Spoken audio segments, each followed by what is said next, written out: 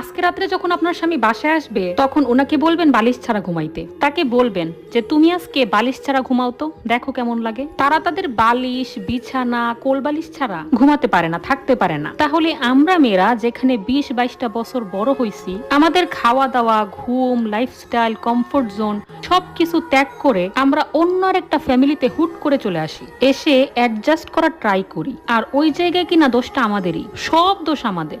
আমরাই চেষ্টা করি না, আমরা আপন করতে জানি না, মেনে নিতে জানি না। আমরা যখনই আপন করার চেষ্টা করি তখন আমাদেরকে বারবার এটা ফিল করানো হয় যে এটা তোমার শ্বশুর বাড়ি, তোমার নিজের বাড়ি না যে যা খুশি করবে। তোমার বাসায় তুমি ওইভাবে খেও, তোমার বাসায় গিয়া তুমি অতটা সময় ঘুম থেকে উঠো, তোমার বাসায় তুমি এটা কইরো, তোমার বাসায় তুমি ওইটা কইরো। আমাদের এখানে এটা এভাবে হয় না, আমরা এইভাবেই রান্না করি, আমরা এইভাবেই খাই। নতুন করে যে মানুষটা আসে তার জন্য কি কোনো কিছু চেঞ্জ হয়? তার জন্য কি কেউ বিন্দু মাত্র স্যাক্রিফাইস করে?